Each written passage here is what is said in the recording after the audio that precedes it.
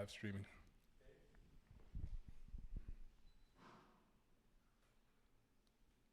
Awesome. Well, welcome everybody. Thank you so much for your patience. I know here in New York, it is wet, cold, and rainy, which is somewhat unseasonable, but with, I guess, global warming, there probably is more of this coming. But thank you so much for making it out.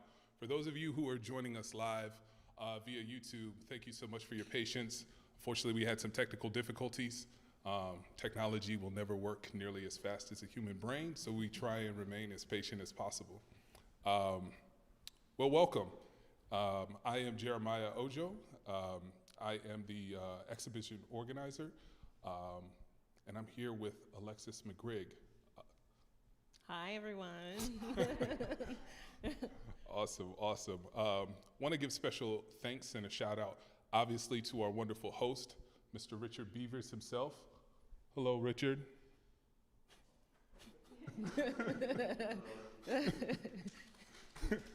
All right, thanks so much, everyone, for joining us for this artist talk. For those of you who are joining live via YouTube, feel free to drop your comments or questions and comments that you may have in the chat during the live stream, and we will be glad to answer that a little bit later. So shall we begin? Yes, let's do it. Yeah? Yeah. Awesome. All right, well, we're all here because of you, of course, and your wonderful solo exhibition, your first solo exhibition here, right? Yes. The Ether, Journey in Between. And the exhibition opened on May 8th. May 8th. Yes. That's right. May 8th. Wow. And we're proud to say it's actually been a sold-out exhibition. Round of applause for that, right? So to give a little bit more context, I'm going to read Alexis' bio, just so you know, we're in the presence of royalty. Oh, I'm flattered. Thank you. All right. Awesome. All right. So Alexis McGrigg is a contemporary artist who explores themes of Blackness, space, spirituality, identity, and collective consciousness. Her work utilizes the mediums of painting, drawing, transmedia, and installation to create fictional and philosophical narratives of Black existence that stem from historical and lived experiences. She integrates poetry, sound, performance in her practice as major contributors, of influence throughout her research. Her work is included in several private collections around the world and has been featured in exhibitions across the U.S., in New York, here, New Orleans, LA, Chicago, Las Vegas, and Oakland. Most recently, she was in the group exhibition Say It Loud at Christie's Auction House last summer. And then also Seeing 2020 at the Lauren Rogers Museum in Mississippi. And then also a group exhibition that she was featured in here that ended actually at the top of the year, Wealth Surrounds Me, God, Gold, and Kinfolk, here at the gallery. And also most recently, you had some light and installation work featured at the Jeong Institute for Contemporary Art in South Korea. Yes. Did I pronounce that right? Yes, I think so. Okay, Jeong, okay. I think it's Zong, yeah. Wonderful. And then lastly, she's earned her Bachelor's of Fine Art in Painting from Mississippi State University in 2012 and a Master's of Fine Art with a concentration in Painting and Transmedia from Texas Tech University in 2017. So let's give another round of applause for Alexis McGrigg. Thank you. Awesome. Well, here at Richard Beavers Gallery, normally we call our artist talks Conversations in the Gallery. And this is the fourth conversation in the gallery we've actually had this year, even though quarantine and lockdown has kind of plagued a lot of our interactions. So we're excited to have you all here live. We want this to be interactive, so towards the end, we really want you to engage with us with your questions. So thank you so much again for being here. One of the things we like to do somewhat non-traditionally are firing off these kind of get-to-know questions. So are you ready? You're in the hot seat. I'm ready. I'm ready. You ready? I'm ready. Spotlight's on. Spotlight's on. Awesome. All right. So Alexis, what is your favorite color? Purple. Any kind of purple? You're an artist. It's not Lavender. Just lavender. Awesome. Okay. Wonderful. What have you enjoyed most about New York? What have I enjoyed most? There's such a huge Rapid. variety. First thing. Oh, variety. Okay. Variety. Variety. All right. And specifically Brooklyn. Brooklyn, the food, the people. Okay. Any particular spot you've enjoyed the most? I really love Zaka Cafe. Zaka Cafe. Shout out to Zaka. Specifically the mustard fried chicken. Awesome. Awesome. Y'all check it out. They're wonderful people over there. And then this may be a tough one, and we could circle back if need be, but what is your favorite piece in the exhibition? My favorite piece is this one right behind us. You cannot see, on the viewers cannot see, but it's right behind us here. Mainly because of the palette's similar to all of them, but there's something really special happening in the colors. There's a really subtle softness. And that piece is called Quiet Resistance, is that correct? Yes. Okay. So for those of you online, feel free to head to our Instagram pages and check out that specific piece. It's called Quiet Resistance, is her particular favorite. Wonderful. You did well on that. A little slow on the second question, but we'll give you grace. All right, so you're from Jackson, Mississippi originally, and that's where you currently live and work, right? I'm from Utica, Mississippi. You're from Utica, okay. But I'm based in Jackson. Awesome, Around Jackson. awesome. So being from, I guess, us New Yorkers, we'll call it, I claim myself to be a New Yorker now, even though so many people don't agree. But I've been here 2 years, you know, and I pay taxes, so it works out. But being from Utica, Mississippi, what many may call the rural South, how has that informed your practice as a painter working across media? I think being from the rural South and specifically from that area, from Utica, Mississippi, has made me more aware of my blackness, if that makes sense. And I think it had a lot to do with my surroundings, the population specifically of that area. I mean, the town of Utica is probably about 85% African American. And that's me coming from Omaha, Nebraska, which was a predominantly white city, white, Asian, and actually Mexican, a large Mexican population.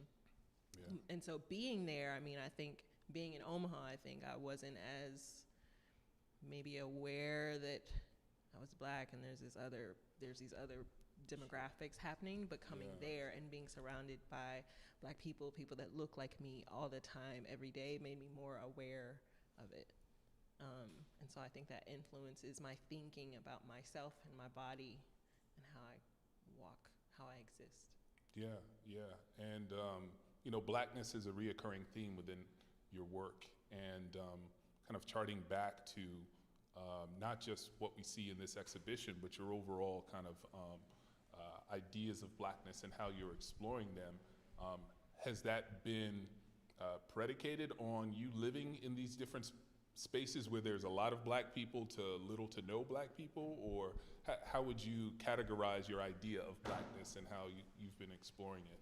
I don't think that it's predicated on that experience, those experiences of being surrounded by black people, but I think it increased my awareness to make me like pay more attention to what's happening around me and paying more attention to what's going on with me. And so, you know, just kind of observing myself and observing black people as a whole, as a collective unit, how we think, how we move, how we breathe. I think it was more about awareness. Awesome, awesome. And when I think about, Alexis and I have known each other for how long now? 7 years. 7 years, yeah. We've worked together in a couple of different iterations. Believe it or not, we were both directors at the same gallery some years ago. So we've had a chance to grow our friendship, but also a professional relationship as well. And, you know, like any good person, wherever you go, you bring your tribe. you know. And what's been great, I know last year you started kind of getting back to creating work, because for a period of time you were kind of out of the mix. Can you tell us a little bit about that kind of transition?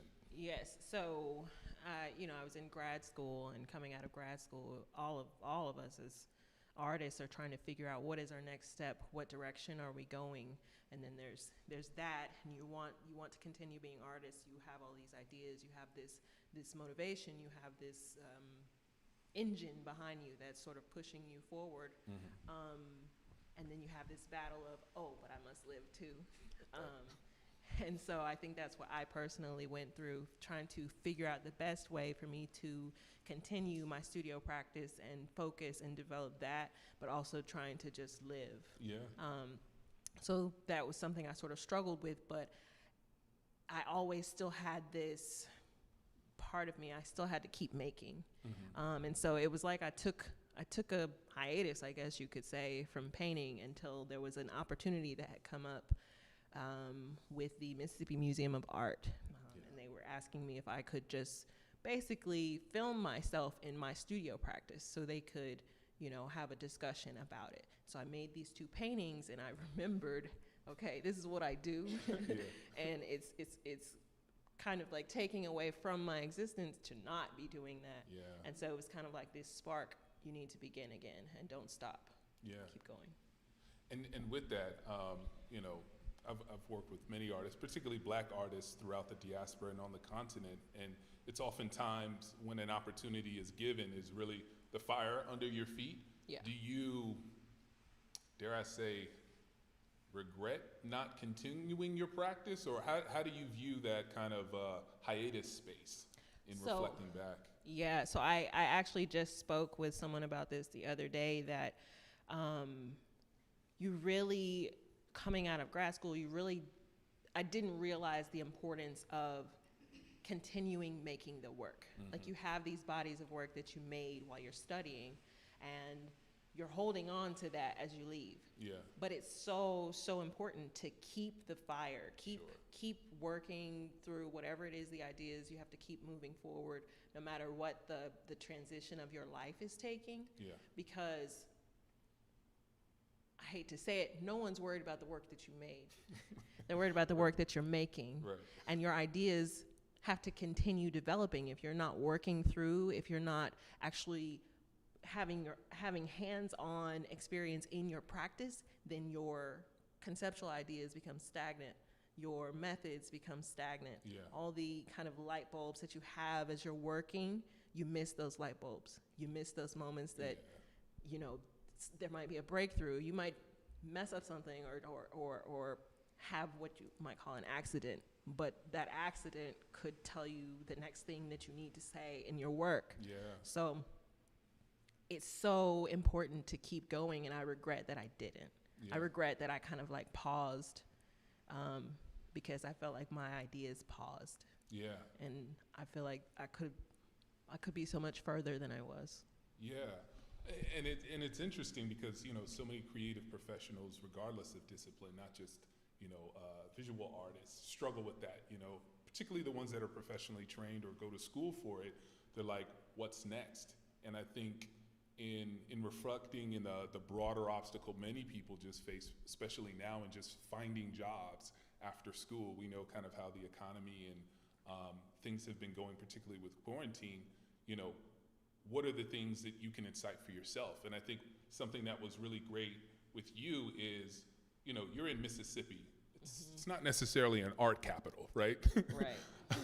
So to find an opportunity to do something like in your home, city, so to speak, really sparked some additional thought, but also made reference to, because I also want to kind of build into the narrative around this exhibition of work you were doing in grad school and how you were able to kind of build another layer on those concepts. So can you talk a little bit about some of the work that you did in grad school and how really this series of work, The Ether, is kind of an amalgamation of all of those, explorations of Blackness? Yes. So in this specific body of work, I feel like is collective of all of the bodies of work that I made while in grad school. I feel like it holds something, a small piece from each series. So I'm gonna go way back.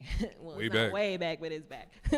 Back to 2015 when I first kind of developed this idea, or the word blackness became very apparent to me that I was gonna be thinking about this for many years to come. So in the beginning of this, I started talking about this idea of blackness, thinking about it as sort of like a larger cylindrical space. But even before that, I'll go back. Even before that, I had started thinking about ancestral lineage and, you know, what is my connection to continental Africa. But it got to a point where I felt that the work did not require the figure anymore. So my work right now, it has these sort of ambiguous figures, but going back, I'm just explaining to you guys, my work was figurative before it became this. So in those very early stages, I was thinking a lot about layers, like physical layers on the paper, and creating layers, like thinking of the painting as an opening to an alternate space, thinking about my ancestors living in this alternate space that I could see through the picture plane. And so then as I continued to develop or think about those ideas of an alternate space, that's when I came across this idea of thinking about blackness, thinking about it as a void, an opening in the plane, or thinking about it as finding its foundation in our physical body, and then also thinking about it as this sort of bigger intangible idea that we don't really fully have an understanding of how vast or broad it is and what it was made up of. Yeah. And so in the very beginning, I was thinking about it being made up of all the maybe psychological trauma and the things that we carry as Black people navigating how we live. And as I continued, the mediums that I was using then were, I started with charcoal and then worked my way into charcoal and using acrylics and layering in that way. And as I continued working with the idea, the mediums had to change. Yeah. The palette had to change. So I went from making these sort of figures emerging from basically a space that I had created with layers and layers of charcoal, and using acrylic and pulling figures out from that. Then I moved into doing charcoal only with some textual writing and making figures using that. And then I moved from... And actually, can you talk a little bit about that? Because that's something that's very interesting, particularly in contemporary practice. You find a lot of visual artists using text within their work, but from what I understand and know about you and your practice, you've incorporated into the actual paintings themselves, but in this iteration, you've used it in order to create the work. Can you talk a little bit and kind of give us a preview of what that looks like, you know, prior to what we see now in this exhibition? Yes, so it became where I was, so a large part of my studio practice deals with reading and writing myself. I do what's called free writing. And so I would have these words or phrases, and I would start making figures out of the text, out of the writing that I had, you know, written on a painting or in my sketchbook, or and starting to make figures in that way. But I had these two things happening. I was making space using writing. I was making space using charcoal. I was making space I was identifying figures in the space. So it started to be like an amalgamation of those three things working together. And then so I moved from that then to thinking about just the actual, not removing the figure in some way, and just thinking about the plane itself. What does it look like? How far does it go into the plane? Mm-hmm. Is there a temperature? Is there a texture? Yeah. And so I kind of started thinking about myself in this opening. Yeah. And if I were to exist in this opening, what does that look like? And how can I help people see that visually, what I'm trying to explain. So then it became, I was making these sort of, I guess, journeys through space. Yeah. At that time, but just thinking about the plane itself, not even considering the figures. So with that, if you'll excuse me for a second, you said something that I think is really interesting. And even in our discussion in organizing this exhibition, how do you invite an audience or viewers who hear words like celestial and conceptual, and they're like, what? Like, what has been your journey, even in inviting an audience to understand what this work represents without it being like overt? Because, you know, the idea of when you say blackness, it means something to everyone, because we all have our own ideas of blackness as black people, and then non-black people obviously have their own perception based on what they've been enculturated or been exposed to. So for yourself, what has been the interaction of people, either, you know, where you're from, who've come to your studio to here in the exhibition, and learning about your work and not maybe understanding the broader ideas that you've come from? How do they enter the work, or how do they perceive it without having any like concept of what I'm saying? Yeah, and how much, I guess, of a responsibility do you feel you have to inviting people in a certain way, or like? So I think especially for the works that are similar to these, that have the kind of like ambiguous figures, I think people approach it and they have this identification that immediately it's a soul, or it's some sort of like being. They may not necessarily attach it to blackness, but they have some sort of like receptiveness about life being there, life or light, or some sort of alternate existence. Yeah. And then I think after they then go read, and then they have this relation to blackness, then they, you know, kind of connect the dots. Yeah. But I think that people access it because all of us are these kind of vessels carrying, we're souls in these vessels. And so I think it resonates with everyone in some way, or at least they identify it in some way. Yeah. No, that's really great. And it actually reminds me of a reference that was brought up, I guess, during the opening about someone who made reference to seeing these figures or a form that represented something in space. Can you talk a little bit about that? So specifically about this piece to our right?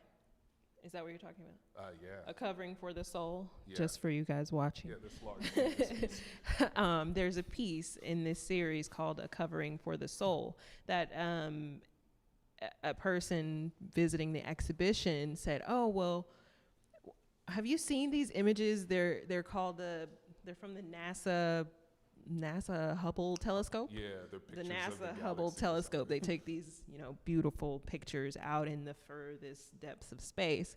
But he specifically referenced there's these images of what are called the pillars of creation. And when he saw my painting, he said, "Those look exactly like the pillars of creation." And I said, what is that? What are those? So he showed me a picture. He showed me a picture of the pillars of creation, and I said, "Oh, I've seen these pictures before." Yeah. But I thought they were photoshopped. I didn't know they were actual formations in space. And so he said, you didn't know these were real things. So there was like, I'm creating this work that looks like these formations in outer space that I didn't know were real. And I mean, the similarity is uncanny. It took me back like, Yeah. Wait. hold on. I just thought it was amazing. Right. Yeah. And it made me start thinking about, you know, collective consciousness and all this. But Yeah. And I think that's a wonderful way of seeing it, is like there are so many different entry points. You talk about planes, right? And all these different levels that you create with media, and that you're thinking about this conceptually, but there's also, you know, paths that people approach the work, you know. I think for many people who see the work, there's a glow, there's like this halo, there's this light. And, you know, in understanding you developing the narrative around this work, the ether, you know, and even the title, Journey in Between, it's the light in between, you know.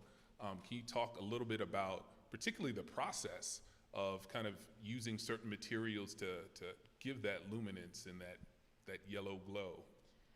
Well, it's not necessarily that I'm creating a yellow glow. It's more that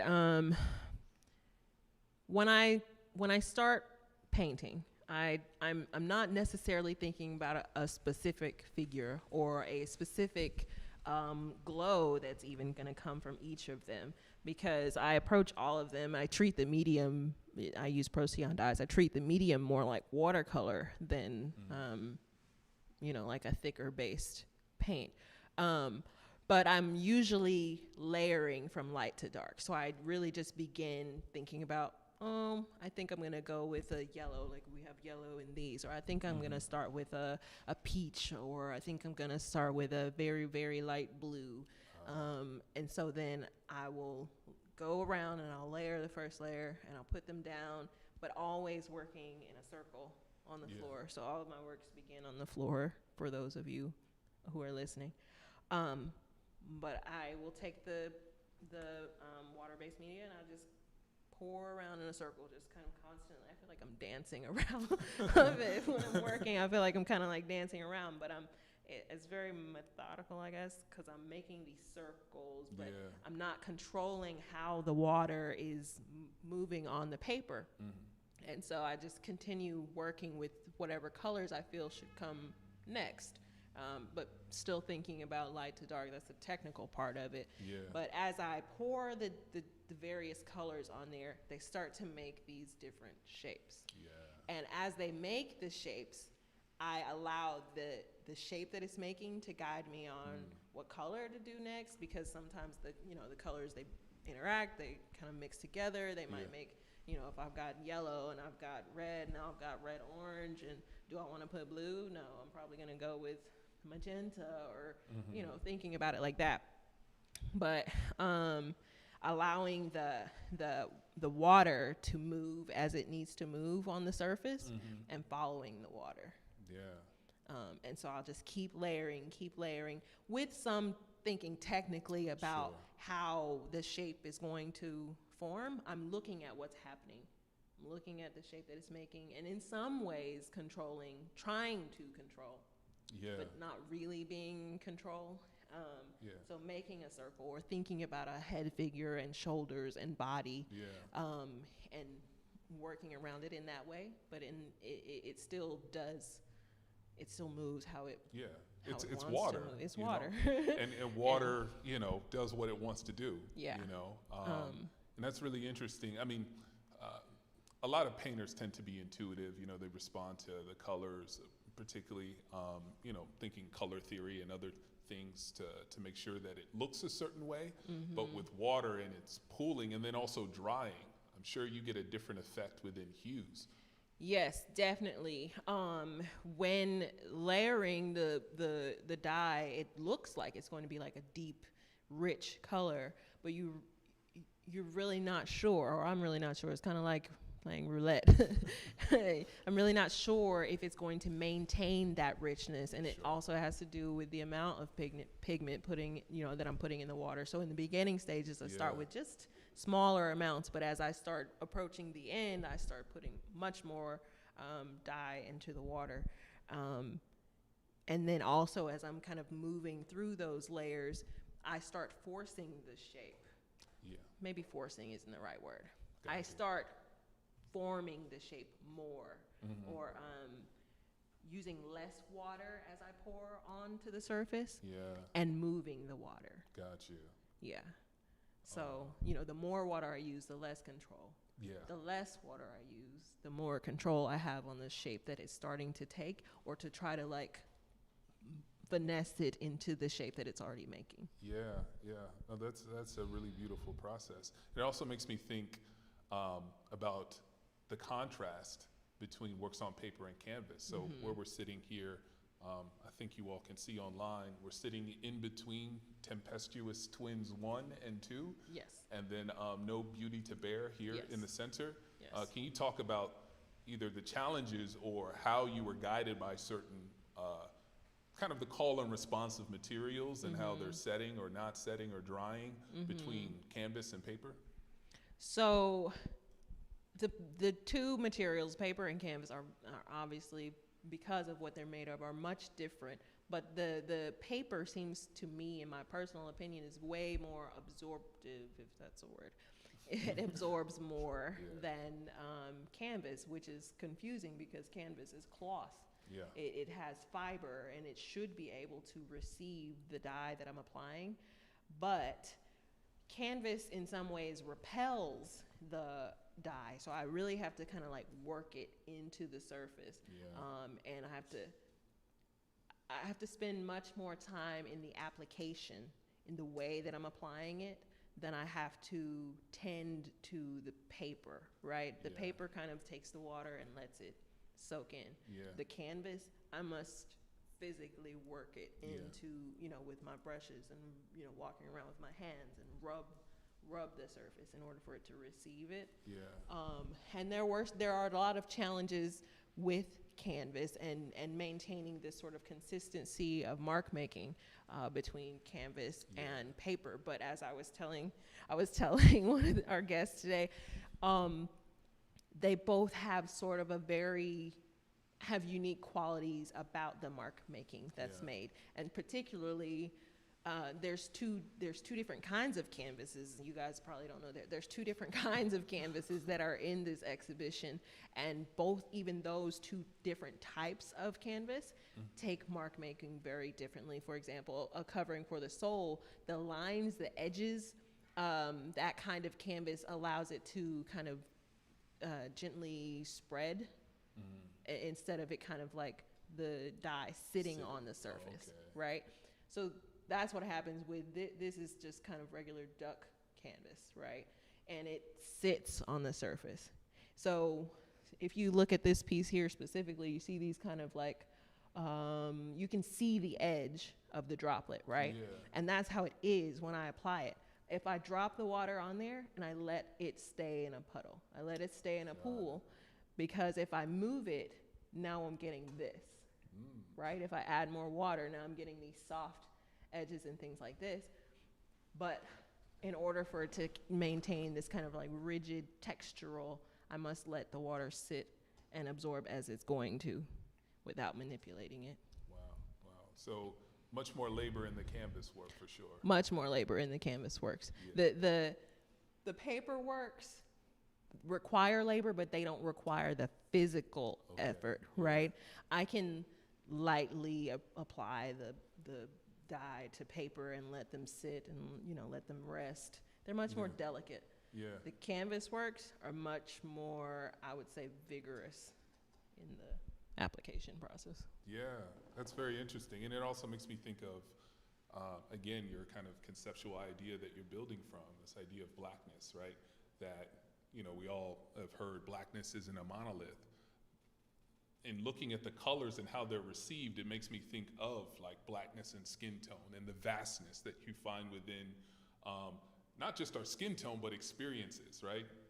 I'm Nigerian American, was born and raised in the American South, and I have more in common with you being from Mississippi than I do with someone in Nigeria, but there's still that connection, right? Where all of these are paintings, some are on paper, some are on canvas, some of the hues and dyes are similar, but not quite the same. And I think that's what's really interesting when you look at, artwork as metaphors for, art imitates life. Like, how can you see these different temperatures of black, blue, violet, and the like? Because they're all kind of similar. And even if you just remove some of the light that's hitting it, one may even say that, certain paintings tones are the same, but it just depends on how you look at it. So it's really interesting to unpack, the visual and the conceptual around blackness as a body of work when you've worked within two separate media of, I guess, paper and canvas. And that leads me to actually a really interesting question. You have some really cool titles for these works. Yes. Can you talk to us a little bit about some of the titles of the work and what they mean to you? Yes. So I'll go with untraversable. Several of the titles have an "un" at the beginning of the word. And I think that is in part because of, in my thinking about this idea of the ether and how these forms kind of like manifest in that space. Part of that manifestation is the ability for these forms to come into existence without any sort of restraint. So it's unbound. It is not confined by any sort of predisposed idea of what it must look like or how it must take shape. Or like specifically untraversable. It is not easy to overcome or conquer or travel across or move or have it be moved, right?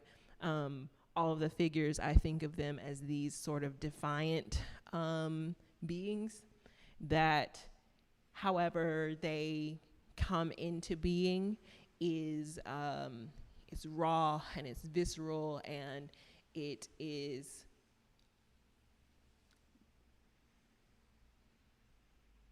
like breaking out of like it being having bound. What do you call this? A straight jacket, like the straps. Straps, yeah. But it bursting through. It's like escaping what is trying to hold it down. Yeah. So any ideas of what it has to be, it does not have to be beautiful. How it flourishes into the space or how it opens into the space does not have to be gentle. It does not have to be delicate. It does not have to be refined. So it is the opposite of what people try to put on it. So put on the idea of blackness. By it, I'm talking about blackness. Yeah. So it coming into this space has the freedom to be however it needs to be. Right. So I think that's where I kind of like play with the portion of some of the titles. Yeah. But for me, some of the titles are in relation to that, in opposition or without bound. Yeah, and it's, as I'm listening to you explain that and looking at some of these works, particularly this one, The Multitude, where it has multiple kind of figures in a group, almost a family together, these kind of golden yellow drips. It's almost like bursting through something and there's residue of this travel or this journey. Like I've been through some things, you know what I'm saying? Yeah. You know how old folks, grandma say, I've seen life, baby, you know? Yeah. Right? Like there are drips of memories, wisdom, like all these things that have kind of packed and weighed you down. Yeah. But you've emerged and you're still here. Right. So this is no beauty to bear. We have quiet resistance here. I don't have to bear any beauty. I don't have to carry. Ain't that a word? I don't have to carry it. So yeah. That's really wonderful. That's really wonderful. I think now is a good time to perhaps open it up to the audience and see if you all have any additional questions. I mean, we could talk forever. Any questions here? Any thoughts or reflections on the works?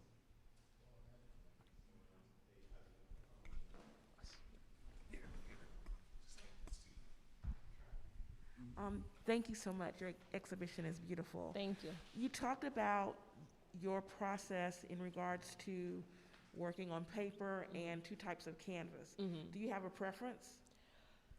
So initially, my preference was paper.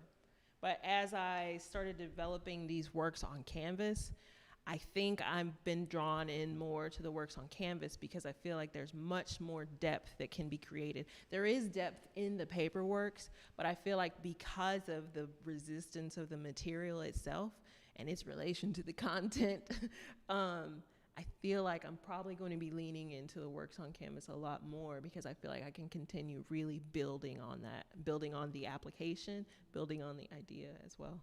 Thank you. Do you mind just passing it?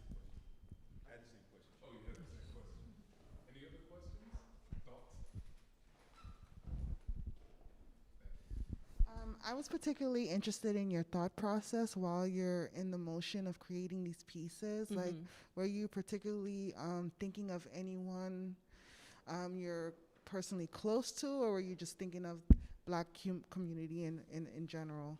Sometimes I'm thinking of someone specific, like, for example, this piece, Brother in the E. I was thinking about my actual brother. The shape of that figure, as I was working and I started to see that head figure, I saw my brother. But sometimes I'm thinking about my family, or sometimes I'm thinking about the broad collective of Black people. So I think sometimes I will see someone that I know in the figure that appears, but sometimes they're just kind of like broad figures. Yeah. Other questions? Yes. Do you mind passing that? Yeah, just so people online can hear the questions. Thank you. So along with that, when your process, like, do you wake up in the morning, or are you at night? Or is it, do you have, like, you know, some artists have a specific routine to get into their flow, as people would say. Is there something that you do, or it's just kind of random and spontaneous? It depends on the time of day.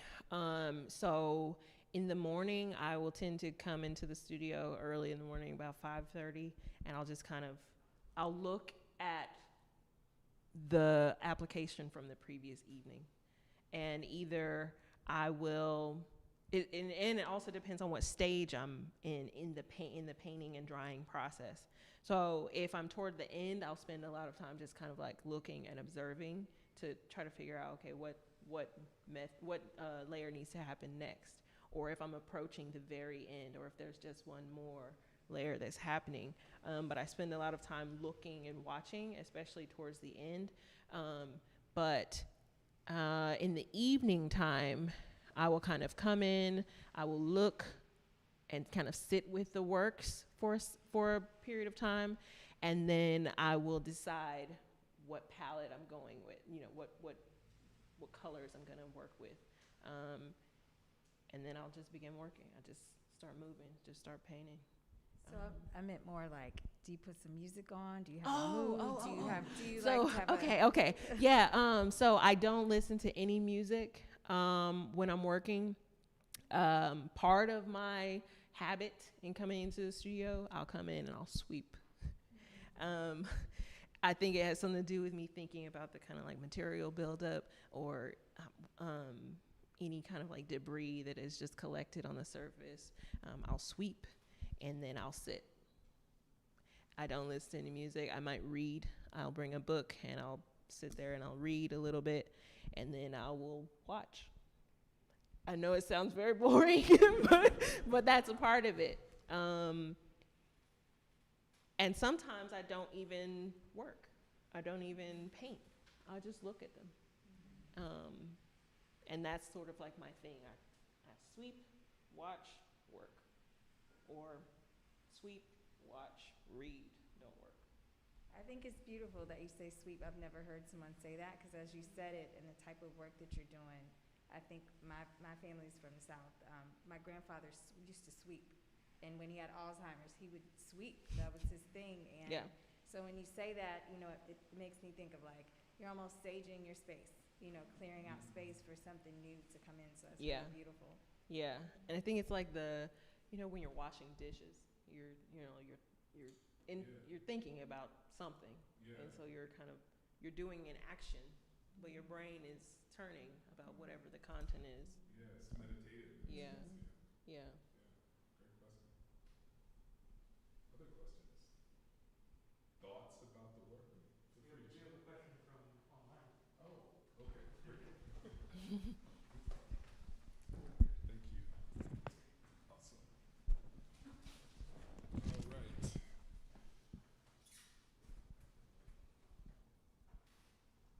Okay, a question here from Dare or Dare. I'm thinking Coulter. Even though there was paint in some of your earlier charcoal works, these pieces feel different because they utilize color in much more dominant way. Do you find your creative process different in color versus black and white? The creative process is definitely different. I mean, the application using this variety of color, the method of application is completely different. When I was working with charcoal, I would begin just by creating a surface of acrylic. While this is raw, you know, I'm just working on the raw surface. But when I was just doing charcoal, doing the layers of acrylic, I guess the vigorous motion of applying the charcoal, that might be the same as how I'm applying the dye here. But the methods, I think, are different simply because the material requires it to be different. Yeah. Awesome. I hope that answers your question. Thank you. Yes. I can talk loud too. I'm not trying to get just speak. Got you. You mentioned, like, as an artist, people aren't really concerned about what you've done. They're more so concerned about what you're either working on or the future. Still, do you revisit past works or past thought processes or past understandings of Blackness in your pursuit of the future? Or what role does the past have to play? I think that I do revisit them because specifically using this medium, it was kind of like a breakthrough in a previous series. So there was a series called Space, Periphery, and Ascension that was a collective of the souls that I started talking about, connecting it to the previous series, talking about Blackness, and then it was the beginning of me thinking about a journey or, you know, figures and space together. So I think I do look back at those works to see more how the figures have started to develop, how I was approaching creating the figures, what shapes they're making, and then that influencing how I'm gonna think about these forms as I kind of continue to move forward. So I feel like I take a piece from each of those as I continue moving forward, if that makes sense. Yeah. Mm-hmm. That also brings up another thought. You work across disciplines, right? So yes, we're sitting in front of these beautiful paintings, but I mean, you also have some work on display in China, or rather South Korea. South Korea, Yes. sorry. That is video and installation work, is that correct? Yes. It's video installation. Can you tell us a little bit more about how your practice extends into, you know, video installation, photography, and others? People may be curious on what that looks like as well. Yes. So part of my practice in working with video, I think I call it experimental video because it's sort of a combination of my painting process, a combination of like performance that I'm working in my studio, and a combination of manipulation on, you know, the programming that I use to generate the video. So, you know, Adobe Premiere or After Effects, and taking footage of myself working, taking footage of the paintings, taking footage of, you know, all of the layering, and then putting all of that together and manipulating it to look like have a relationship with the paintings that exist. So I just call them experimental videos, but there is that sort of constant. I also have photography that I do digital painting with, but for me, I'm continuing this idea of making these sort of figures through the different mediums. How can I take these different mediums and make them relate? How can they have a conversation? Yeah, and knowing that, you know, you got your master's, your MFA in transmedia using multiple different, was that something that came through your graduate studies, or were you always kind of thinking of expanding ideas in different media over time? I think in my graduate studies, as I was kind of working through my studio practice, and trying to figure out, you know, how was the imagery going to continue to change? A lot of my thinking was that the image was moving. And so is moving. It's not still. I'm doing photography and I'm doing painting, and both of those are still. Now what do I do? How can I need to make something that is moving. Yeah. So now I need to make video. Okay, but now I'm making videos that are not having conversation with my paintings. Now I'm problem solving. How do I make them have a conversation? Yeah. And so the movement and the paintings, I began to combine them. And so I think it was like a development of me trying to figure out how to combine the mediums, which then became this sort of product of ambiguous, color-filled moving images and things like that. Yeah. And it also sounds really archival as well, right? Where you're documenting kind of the process and the relationship of different things. Because if you're either repurposing an image or a concept into a new media, you're continuing that thought, that energy, that soul, so to speak, and manifesting it in a new way.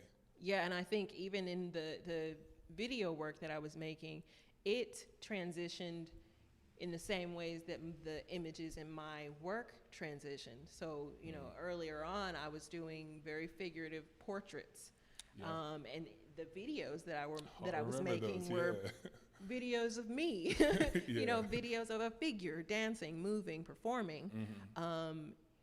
And as the work started to lose its shape, the figures started to lose shape in my work.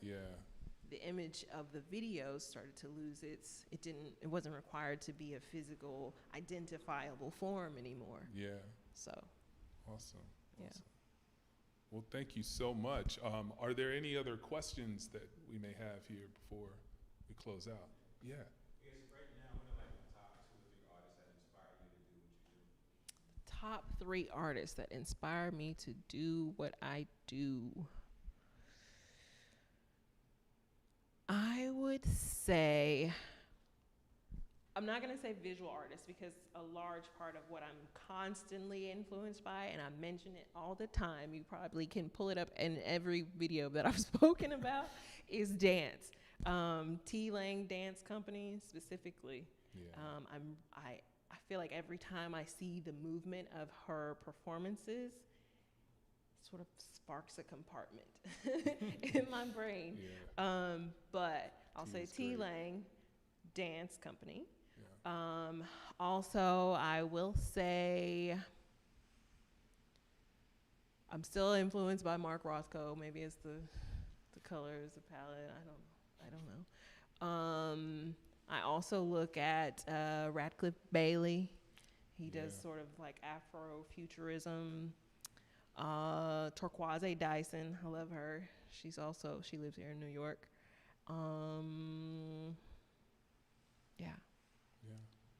That's awesome. Great question. Oh, and Sam Gilliam. Sam Gilliam. Can't forget Sam. Sam Gilliam, definitely. All the time, all day. Yes, definitely Sam Gilliam. That's awesome. Awesome. Thank you for your question. Any other questions or thoughts before we wrap up here? No? Any online? Oh, okay. Thanks so much, Cole. Okay. All right, we have a question here from Sheer Livia. Are any of the pieces for sale, or are they on display? Respectfully. They are all for sale, but they are also all sold out. Round of applause for that. But actually, as a great segue, even though the works are all sold out, we encourage you to send an email to rb@richardbeaversgallery.com or to DM us on the Richard Beavers Instagram if you have interest in acquiring works as they are made available in the future. But Alexis also has multiple exhibitions and displays of her work coming up, which is really exciting.